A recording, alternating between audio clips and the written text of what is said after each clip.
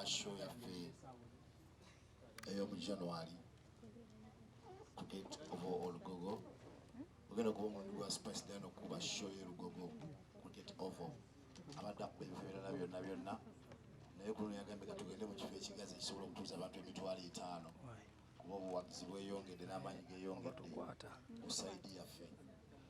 Nolwekyo tusalawo tubayite olwaleero tutandika okuteekateeka kampu ya source management tesobola kuteekateeka yokka nga terina bannamawulire baffe naddala aba entertainment. Bwe lukuŋŋaana luno lutusookeddeko ate nga enkuŋŋaana endala zikyajja zijja okugerayo nga tufuna show ennungi ku lunaku lwaffe olwa 3 January Cricket Oval 13 January Cricket Oval. N'olwekyo tugenda kubanga tulaba artist waffe biki byalinayo atubuliremu ku nteekateeka nga bwe zigenda okubeera. Tufunire ku bibuuzo namwe mubuuze ebibuuzo tulabe ate omukolo bwe gunaggwa. Amanya gange nze Teacher Kawuki ngenda kuba nkwasaganya ne Kakyekye press conference yaffe eno kutika artist waffe Spice Diana ate era nammwe tubuuze ku bibuuzo. Sinayita Spice Diana apene Kakyekye abeeko kyatugamba era ate tuleete omugole waffe ow'olunaku tute mangu abamawulire basobole okuba nga bagafulumya ng'obudde bukyali. Webale nnyo muganda wange nze ebifo byasinda bingi sikwebaza bannamawulire kuba every time source management webali. Thank you so much for coming out. Olunaku olwaleero kansubire muli bulungi mwenna, ladies and gentlemen. Njagala osookera ddala okwebaza media. Today is media and Spice Diana, Team Spice Diana, the gadgets. It's our day. Era nga njagala okutwala omukisa guno to thank you all okumbeererawo for the past 6 years in my career as Spice Diana. Thank you so much, guys. Mwebale nnyo. Thank you for making me and thank you for maintaining me. Omanyi bintu biri byanjawulo omuntu asobola okumakinga naye ate okumaintaininga ne kiba kizibu. So thank you so much for maintaining me. Mwebale nnyo, mwebalire ddala. Ekisookera ddala ensonga why we are here is because of 13th January year. Era nga omwaka 2023 njagala guba omwaka ogw'enjawulo. Yes. For the past 3 years ng'ovudde ku kya COVID, Spice Diana mbadde ne concerts back to back.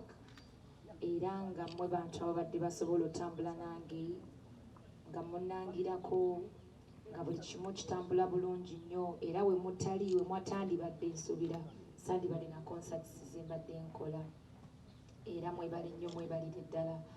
Last concert we had was 2020 era nga sijja kwogera bingi ebisinga mwalaba how it went.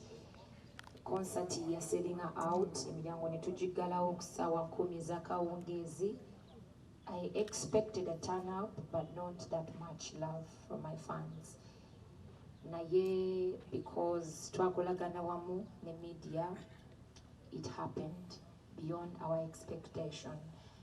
Era abantu bangi basubwa okuba nga tebasobola yingira mu concert or a space ya Freedom City. Bangi baddayo waka ne tickets zaabwe, bangi banyigirizwa, abantu bangi bayisibwa bubi olw'akanyigo aka Freedom City. Era y'ensonga lwaki nasazeewo mbanjulire venue yaffe gyetugenda okuba nga tukoleramu concert yaffe 2023 nga bafandi bange bwe bansaba omwaka ogwa 2020 the Spice tufuneyo a bigger place for the gadgets. Tugenda kubeera ku Cricket Oval era nga nsuubira nti buli fani wange tefuna enough space okweyagala okwetaaya tunyumirwe. Nzize nkola concerts era nga njagala nnyo the best for my fans. Saagala just kujja kuyimba because ekyo mundabye nga nkikola mu shows ez'enjawulo. So njagala nnyo mbawe ekisinga because you deserve it. Njagala mbawe show etabangawo mu Uganda. Siri nnyo mulungi mu kwesoma naye mumanyi ttiimu yange bwe twogera tutuukiriza. We are trendsetters that you know. Twagenda ku freedoms tukolawo ebyenjawulo era bangi baziba kati batambulira mu bigere byaffe because twagala ekisinga for you guys.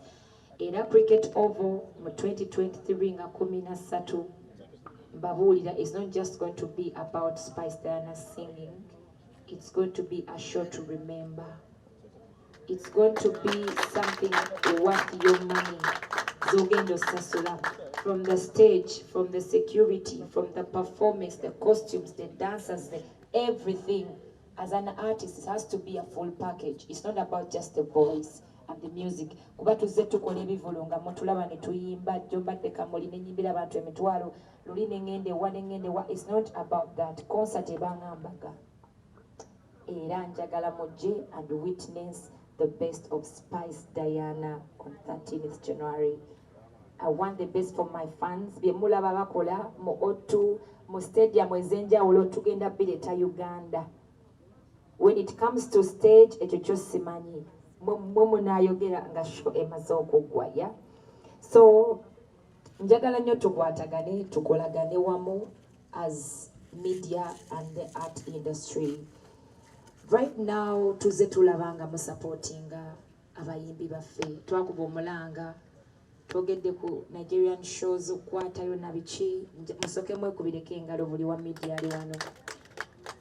Thank you so much for pushing Ugandan music. Ebivulu byonna ebizeebeerayo concerts z'abayimbi muziwagidde, which we all want. Nga Spice Diana nziramu nnyo amaanyi nga ndaba concerts z'Abannayuganda bafaani baffe baziwagira kubanga ffenna kye twagala. We need that spirit, yeah?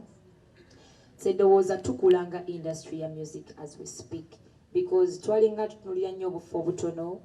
Just like ngomuntu wanagenda Kabala nakola concert. We're looking at stadiums right now. We're looking at 10,000 people plus right now, which wasn't the case then. Kitegeeza tulina growth. Tugenda maaso, tukulaakulana, kyetwagala okulaba. I've seen concerts ezibaddewo previously. Tewabaddewo flop name. Yeah, kitegeeza tugenda maaso. So njagala okwongera okukatiriza ensonga yo supporting our own. Let's support Ugandan music kubanga tugenda funayo any music atali Ugandan music nga yewaffe. This is our culture. It starts from home. Nekiryoka kitambula ewalala. How can we be better mu kino? Twagala nnyo ebiseera ebisinga okusoosowaza what is not ours. Ate nga tuleka ekyaffe. Ebiseera ebisinga teri neighbor ayinza kwagalira mwana wo singa gwe bw'oyinza mwagala kuba gw'amanyi obulumi n'omwana wo kyategeeza mu bulamu bwo.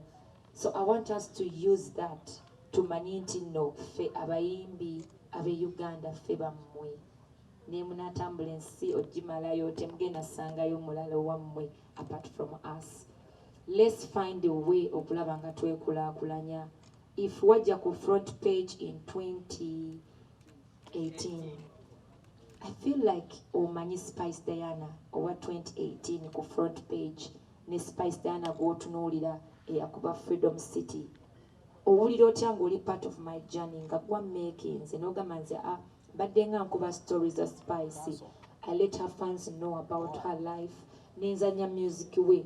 Nemwogerako nze sisuubira nti waliyo ekibi ekyongerako okuleka okugattako okutoolako. To my media guys, my friends, brothers and sisters, tuleme kunoonya cheap popularity, cheap likes and views. Let's focus on pushing our art industry. Ejjaba surprising nnyo tejjagenda wala nnyo ate tugenda kulaakulanira wamu ffenna tukifunemu tugaggawale. Because personally mukama mpadde omukisa okumitingako some icons okutambulako n'endaba ensi bwetambula nebuuza ku balala how their industry bwetambula mu nsi ez'enjawulo ne bakugamba the only way they have made it it's because they support their own.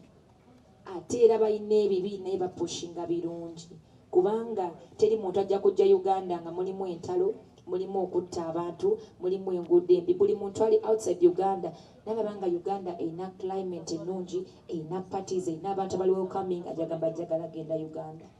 Let's sell what is good about our country. ne bw'oba ng'olina amaka ng'omanyi mubeera mu nnyumba ne mukyalawo, when you go out there oyagala paintinga kifaananyi kirungi about your family, because that's what you want the other people to see. Sisubira tojja kwagala ogambe bannaife twasuze enjala ewaka, mukyala wange bannange ayomba, mukyala wange awunya akamwa. I don't feel like you want that kind of picture mu public about you and your family. Tukize mu music industry, tulekeraawo tunuulira ebibi ebiri ku bayimbi baffe, tunoonye ebirungi kuba omuntu ne waba mubi alina ekirungi ekimuliko. Let's push the positive vibes and the talents of our artists. Tugenda bazzaamu nnyo amaanyi, nabo bongeremu effort y'amaanyi okulaba nga tupushinga industry. Buli ali wano situbira nti waliwo omutembeeyi, ffenna tulya ku art industry. Lwaki ky'oli ate oyagala okikube wansi, next year onofuna w'olya? If you've gained from Spice Diana being an artist, I feel like if you push her more, ng'obadde omulyako emitwalo 10, next year osobola omufunamu akakadde. Not physically, but from your business. Mu ngeri yonna gye mukolamu. So, I feel like we can do better.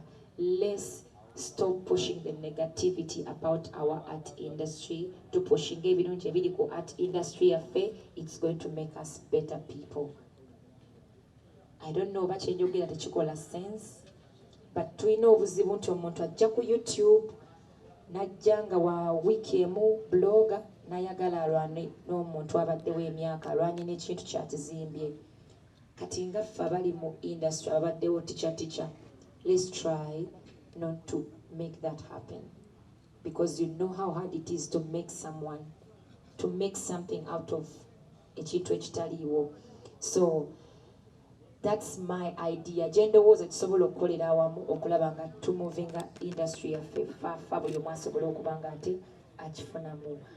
2023 nga 13 Jan, it's a day for all of us. It's a day to celebrate Spice Diana and the gadgets. This is not my day alone. Njagala nnyo ntuuke nga it's not about a song. My concert is no longer about a hit song. The artists ayagala celebrating a love. Jenfunye mu bafanzi bange nange jensobodde okuddiza. It's no longer about a hit song. It is the love you guys have shown me. It's the love jenjagala nange obbaddiza. It's not about akayimba batutadde over whatever it is. No. Njagala nnyo tukole ekintu kino nga kya mukwano. Buli ali awulira nti Spice omwagaliza the best in this industry. Buli ali awagamba nti Spice muwagidde kuva mu 2014 and oli omwana gwe nalabanga a teenager kati avuddemu omukazi. I want to see her better. I'm proud of her journey. 13th January is the day to celebrate me, to celebrate you guys for the love that you've given me. Mu kintu kino sikoze nzekka. Of course, Manager Roger, as the headmaster of this whole thing, before any concert in my life, I met Manager Roger. Nangamba, you're going to do a concert. Nemugamba nze ntya concert. Sina wentandikira. Nangamba, you can do it. Era twatandika concert ku front page. Nangamba, tutya kutandika n'ekitono. Bona olinda ekinene otandikewo ng'oli munene oyinza obutatuukayo. Naye buli bw'otandika ne baby steps mpola mpola ne tuva ku front page n'abantu nga 2,000 n'ogenda ku Freedom City n'okola abantu 600 plus n'oddamu n'okikuba n'ofuna abantu 1 plus ku 2, kitegeeza omuntu oba okulaakulana. Ye muntu aba akwagaliza ate omuntu tava from 1 n'atuuka ku 100. There is 1, there is 2, there is 3, up to 100. So Manager Roger, thank you so much for believing in me, pushing me to do this. However much, sometimes zinange ebintiisa kubanga buli muntu atukola ebinene. Twagala ebinene tutubikola because si byangu. But thank you so much. Njagala okwebaza Mukaya Events. Omwami Mukaya is our good friend. Tukoze naye emirundi egiwererako ddala mu shows ez'enjawulo. Personally, I love working with my friends. Chimpa peace, kubamba manyi tujja kutegeeragana. Kyova olaba nti no twasazeewo tukole ne Mukaya events kubanga mukwano gwaffe tuzze tukolagana naye mu mirimu egy'ebivulu era kyova olaba nti akoze buli kimu okulaba nga konsati eno ebatuukako. Mumupeere engalo ez'amaanyi Mukaya events.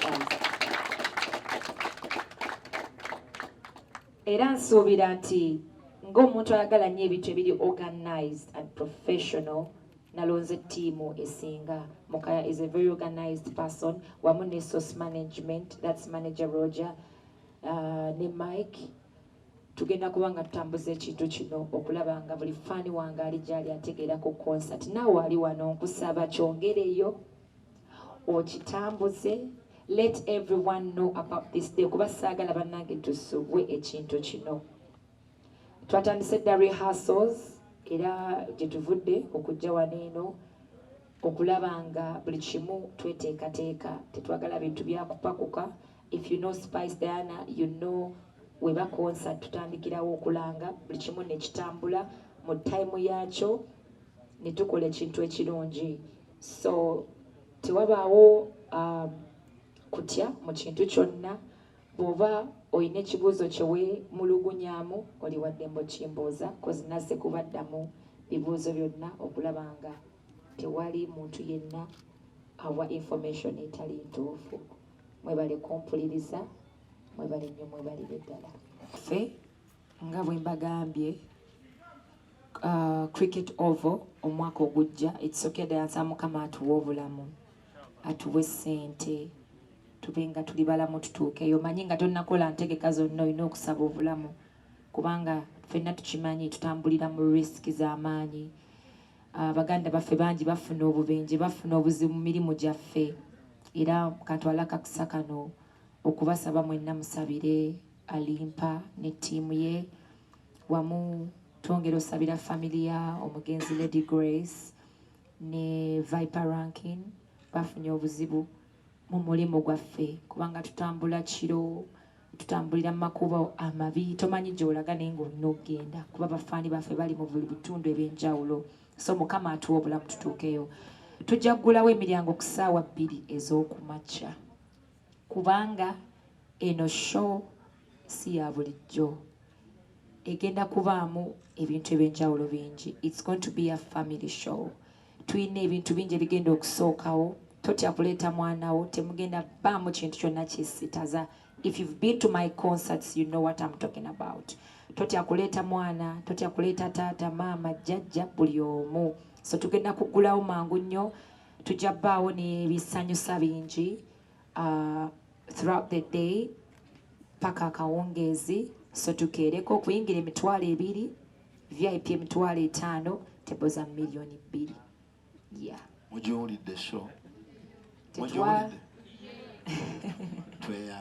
Mbesiga bafaani bange era nkimanyi nti Mukama agenda tusobozesa okutuukayo tufune akajja ate tukikube. Okulya ssente si kulya mwana.